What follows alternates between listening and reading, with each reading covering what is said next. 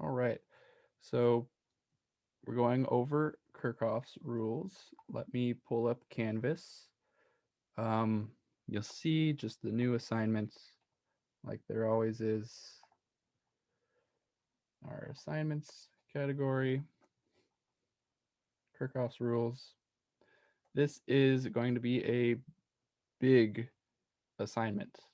It's very, very similar to last week's. In fact, we're doing the same type of experiment with the same program and everything, but we're doing a bit more than last week. Okay, so going into the rules or the instructions, we get here. Again, always remember to include your own introduction near the top.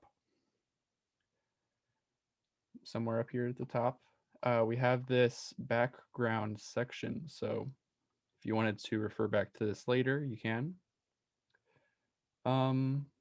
And we have our simulation. Let me get into the simulation. It's the same as last week, except when we get here, instead of going into intro like this from last week, we're going to hit and go into this lab section. It's pretty much exactly the same, except we now have a bit more tools over here on the right we might use, and we have a few extra things down at the bottom that we're going to need later. Okay, but more or less, the process in the lab is going to be very similar to last week. Let me get into instructions. We're going to start out simple, 2 light bulbs and a switch, measuring voltages and currents, the whole lab. One thing I could point out, there's this paragraph right here that tries to sort of restate how you should be measuring these. Let me show you the proper way to measure the voltage. Um, in order to get a sign on the meter that is actually valuable.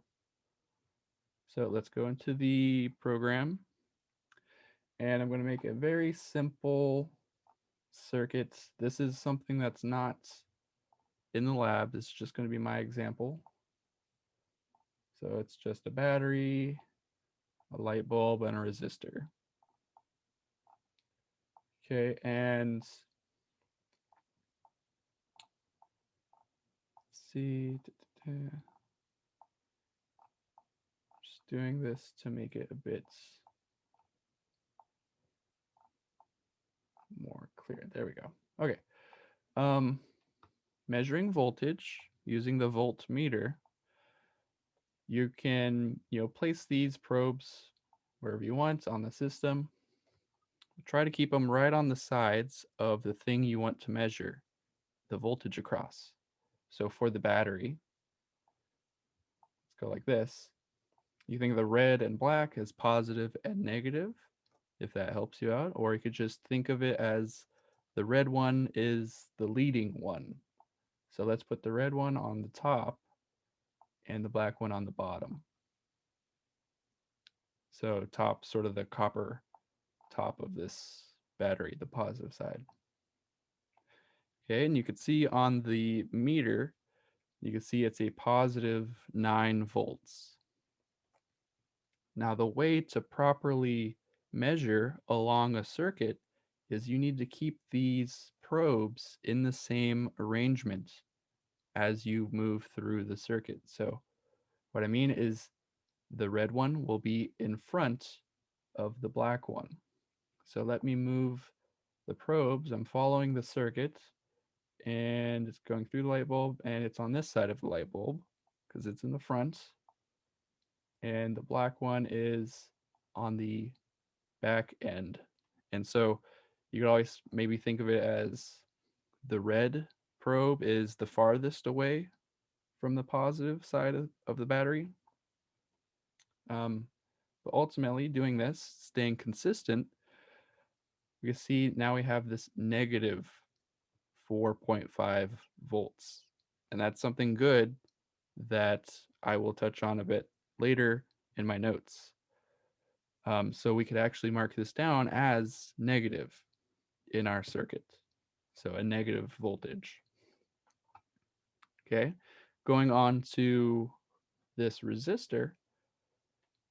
So again, the red one is leading. So let's place the red one first. It's leading and it has to go to the far end down here of the resistor. And the black one has to follow. It's on the back side. Okay. So we have, again, a negative 4.5 volts. This is something similar. We've seen something kind of similar to this in last week's lab. And now we have a way to consistently get sort of a sign that we need. So you can recap this sort of process later on, or it's written in this paragraph right here. So try to stay consistent and your signs should be correct. Okay, so we have this very simple 2 light bulb arrangement. Let me put these 2 light bulb arrangement. Okay, with the switch, we're going to measure voltages and I believe currents. Next, we're going to make something that's a bit more complicated. Okay, we're going to analyze that with voltages and currents. Then we're going to step it up even more, something a lot more complicated. This would be like a a complex homework problem. This could be like a test problem. We are going to just measure values throughout this. And then later on, I forget which part of the question it was, we're going to need to calculate something with this circuit. Okay, so we have this. It's a lot more complicated. Go ahead and record some values in here, what it asks you to record. And finally, we're going to have this very weird looking arrangement. I believe it's called a galvanometer. Okay, so this is just something, this is a tool that was used to find out an unknown resistance of a resistor. So specifically this Rx, we could find the resistance of this. You could learn more about that, and you could learn more about why they use this. I think this bridge is called a Wheatstone bridge. It's got a history. And we're going to record values and do some calculations. At the very end, using that same arrangement up here, we're going to replace one of these resistors with an unknown resistor and determine its resistance. At the very bottom, there's nothing that says to do a conclusion, but remember, we always need to have our own conclusion at the end, and we always need to have our own introduction in the beginning. And there's this Google form to fill out, seeing if the instructions are clear, how long it took you. It's just so we can make these instructions a lot better in the future. So it also, it's not graded. It's purely your opinion. I think I saw in some grading when I was grading that you couldn't access this. Some people can access this. If that happens again, we might have fixed it, but if it happens again, you could just fill out your response here. That's fine. Okay.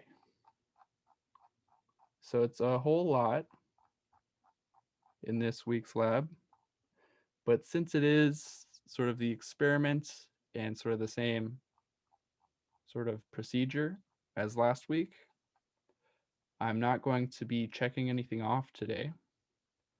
I'm going to, right after my notes, I'll say if people want to leave, they're free to leave. If people want to stay and work, they can, stay and ask me questions, and I'll be here until everyone leaves. Let's see. Yeah. Also, a quick note: if I ever cut out, uh, I was having connection issues and Canvas problems. So if I cut out before my notes finish, and I don't come back for like 5 or 10 minutes, then I'd say you're fine to go. Let me go over to the notes, and if you have questions, let me know.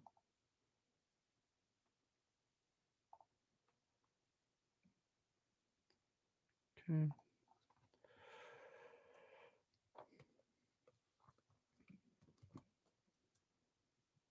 All right.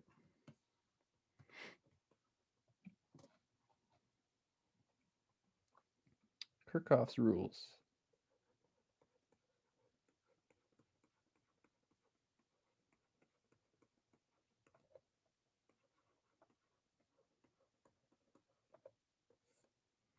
All right. What are Kirchhoff's rules? So there are two.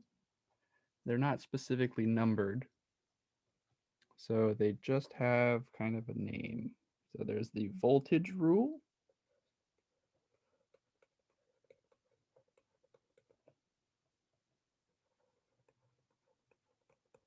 which is sometimes referred to as the loop rule. I'm just going to put loop right here. And there is the current rule.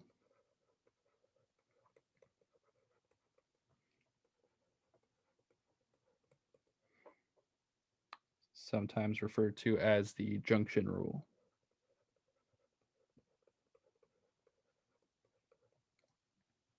Okay, so these popped up at the very end of last week's lab, and I told you to look them up. And we kind of saw some of that in action last week. We're going to see a lot more this week. What were these rules? The voltage rule, what it said was the sum of all of the voltages within a closed loop is 0. So let me try to phrase that. The sum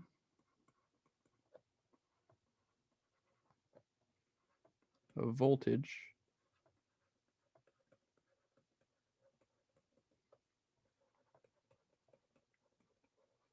within any closed loop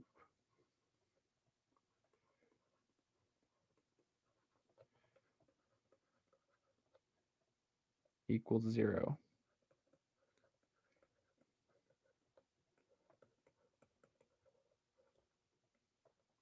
Okay, let me emphasize, let me underline any. Okay, I will get back to that specifically in a bit. Let's define junction rule, or the current rule. This said that the current that flowed into a junction is the same as the current that flows out. Maybe I could restate that. I could say the current, or I could say the total current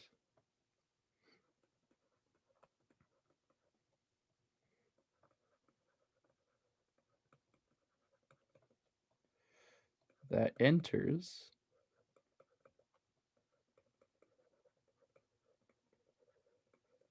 a junction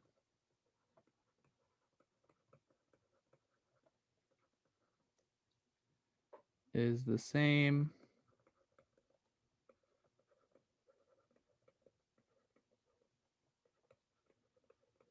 as the total current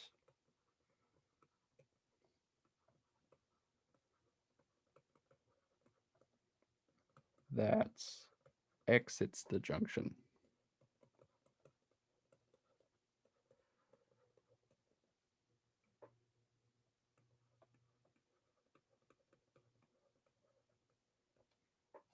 Okay. Now that we have our definitions, let's have some examples. I'm going to leave those up at the top for right now. So let's look at some examples that are the same as I did last week in my notes. So there was a series circuits that had a battery, and it went out like this, down, and there was 1 and 2 resistors. They were labeled R1 and R2. Okay. I'll just label the battery V, capital V. Okay. In our experiment that we saw last week, we had not just resistors, we had light bulbs. You could think of light bulbs as kind of just like fancy resistors. So, a charge will flow through a light bulb, and there's a piece of metal inside that has a very high resistance that will become very hot and start glowing. That's just what a light bulb is. Or, an old-fashioned light bulb, at least. So we have these resistors. In our experiment was light bulbs. We had a battery that's, I believe it was 9 volts from the battery. And we saw that the light bulbs each took 4.5 volts. That was the potential difference across each resistor or each light bulb.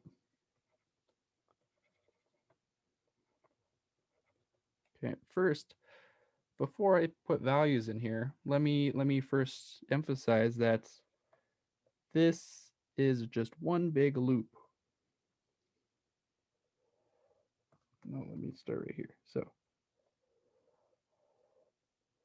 like that.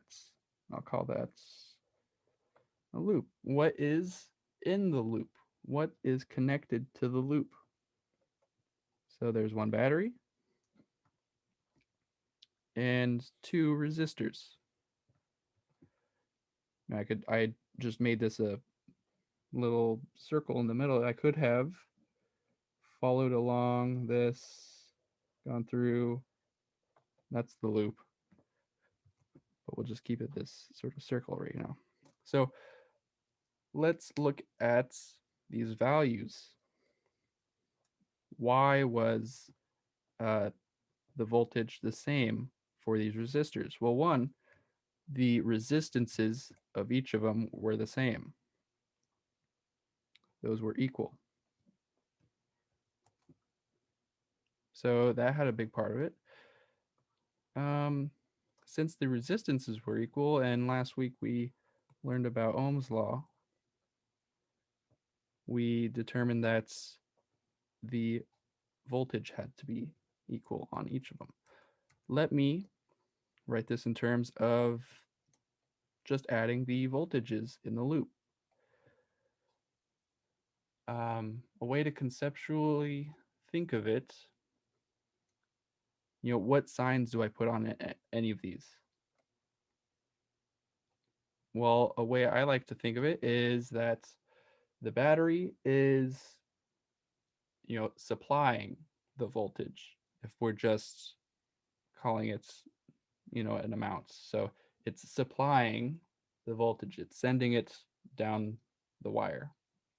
So I'm going to say it's providing the voltage. I'm going to call that positive.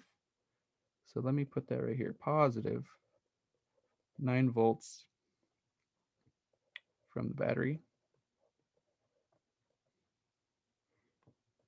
Okay. What else is in the loop? There are these two resistors. There's R1, and R1, the resistor, is consuming the voltage. So I'm going to say that's a negative 4.5 volts. And it makes sense to also say the second resistor is also consuming voltage. So it is also taking 4.5 volts. That's from R1, that's from R2. And we see this is how, I just conceptually, I just put signs on them by hand. I also have shown you in the simulation by keeping the probes, consistent as you move through uh, the path. You can also have the measurements readouts with these signs. So you're sort of double checking, I guess you could think of it. And that is a sum that equals 0. Okay, let's do the parallel one from last week.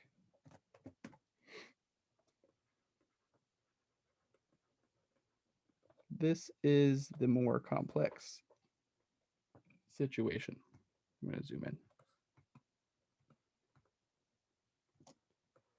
Okay. I guess I'll go like that. Okay. Last week we had a battery.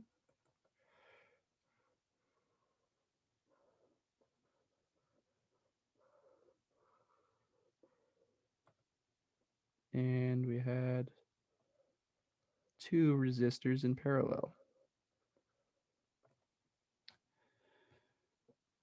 And the junctions were right here. I kind of make that my point whenever I'm drawing circuits, to label where the junctions are. Okay, so what did we have? We had a battery V, and we had this resistor, I'm going to call R1. We had this resistor, I'll call R2. Just from our data last week, we had some battery that was supplying 9 volts. What did we see in these 2 resistors? Or they were light bulbs in the experiment. We saw that they were taking 9 volts each, not like the 4.5 of the series example. Why are they taking more when they are in parallel? Well, we need to examine the loops. Let me get some color. Okay, so let's draw some of the loops that are involved in this circuit. So I'm going to say, just because, I'm going to say the current is flowing this way. I'm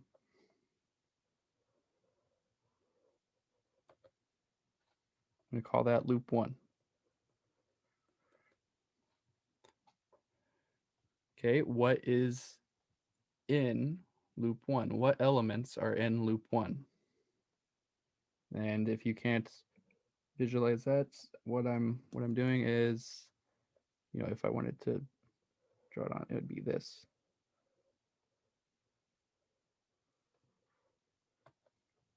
But will get a bit messy. So what elements are in loop 1? There's 1 battery, and there's 1 resistor. So let's write down this equation or just, the values we see. So the battery is there, and it's going to be providing the voltage. So I'm going to say that's positive.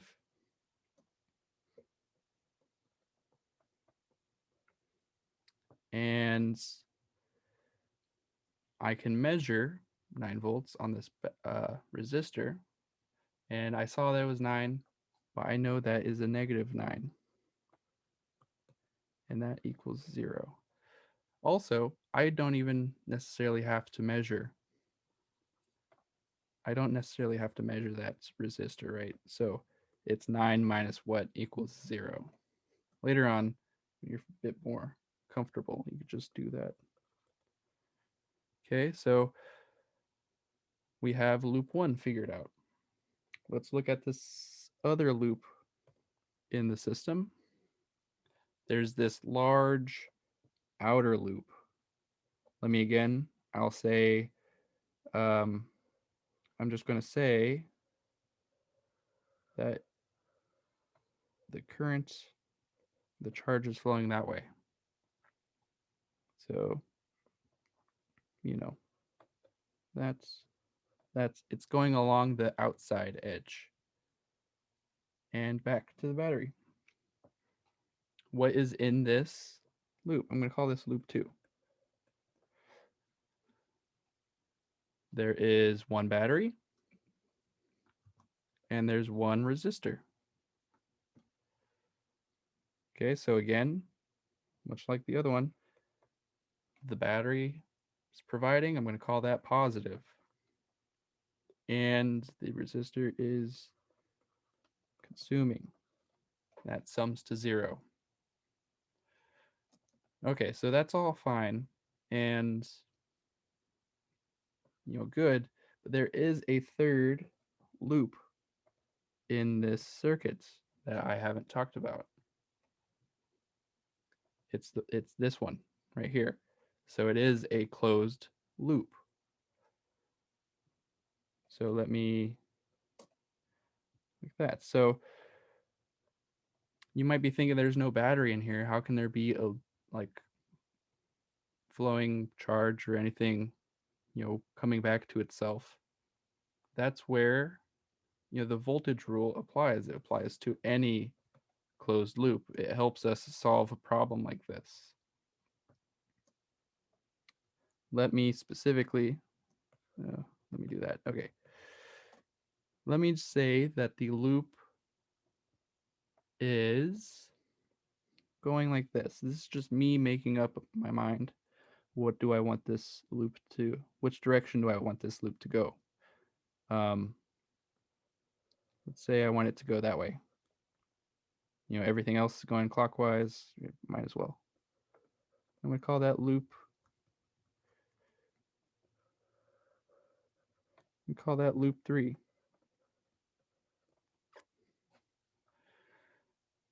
Okay, what is in loop 3? There is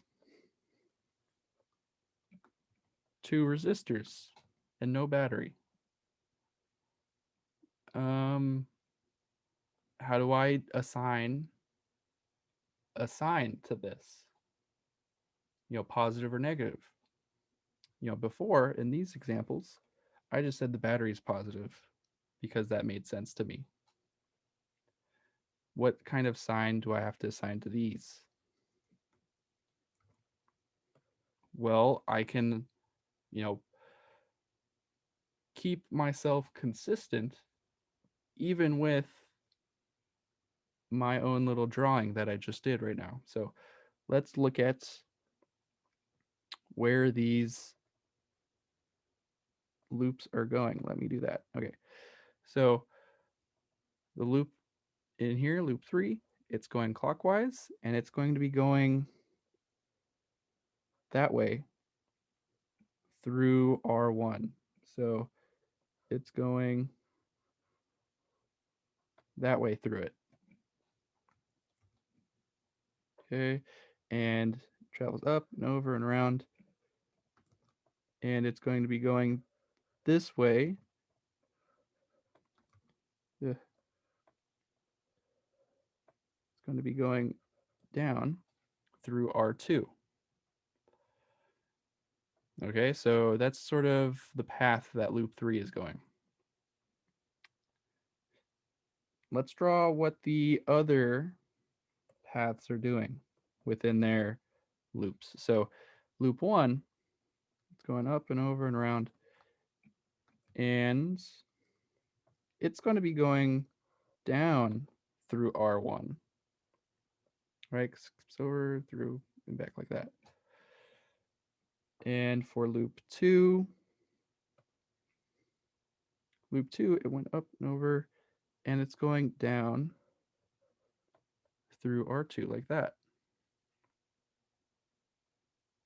So now I have this, self-consistent way to assign, a positive or negative without having to, measure or know which side to measure from. I can say that with these two loops, since these two are opposing, I'm just going to, since I've been consistent, I'm just going to call that the negative voltage, since those are opposing. Let me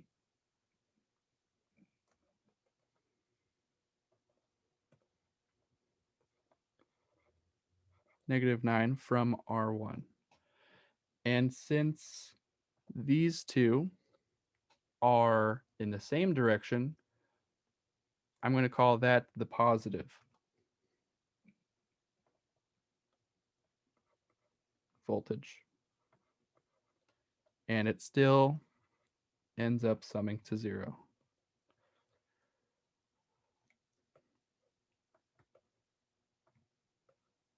Okay, so this is the most difficult part conceptually. It's because there is no battery, but the loop rule still applies even if there isn't a battery, as long as you're consistent also. So it's just a matter of being consistent.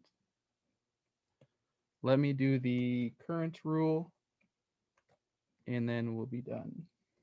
So this was voltage.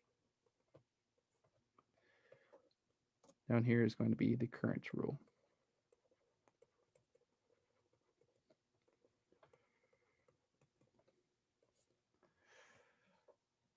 Okay, I'm not going to make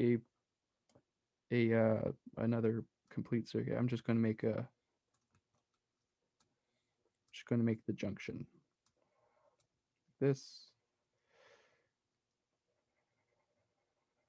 And if it doesn't have a dot, I'm going to just add the dot myself so I know that this is a junction.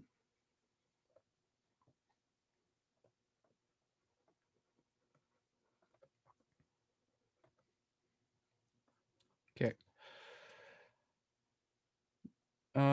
The current rule, junction rule, applies to just adding up the currents in and out of a junction. Let's say the current is flowing that way, and we're going to call that I1. And say we've determined that the current is flowing this way on this side. I'm going to call that I2. And on this side over here, it's flowing out, call that I3. So I1, this first current, is going into the junction. Then current 2 and 3 are going out of the junction.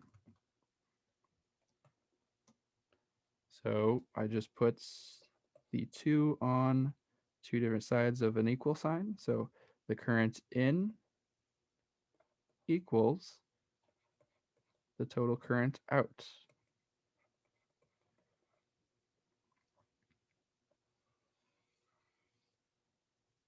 Okay, let me make this.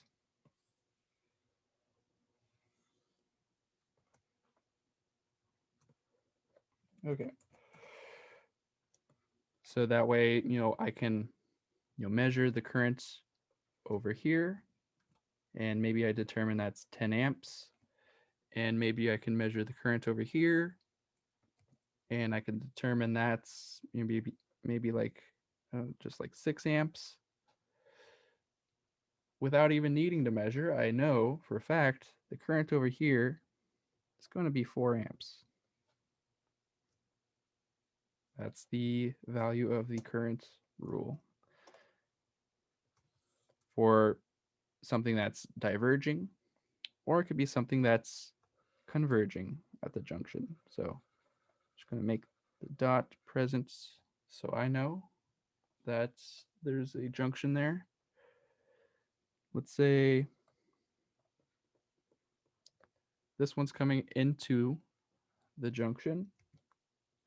And let's say this one's also going into the junction. So we can't have all 3 of them going into the junction. It has to flow somewhere. It has to have an amount coming out. So this one would be coming out, I2. So if I measured over here 2 amps, and I've measured over here 4 amps, I know for a fact that down here I have 6 amps without needing to measure. Okay, so those are the 2 rules that you'll see a lot of today. We'll go like that. Are there any questions on the notes or anything about the lab? I'm not going to check off anything today. So if you want to stick around and work on it, I'll be here to answer questions. Let me make breakout rooms for people who do. Remember, there's a quiz. You have 20 minutes to complete it when you start it. I think everyone's got that so far. Yeah, so, okay.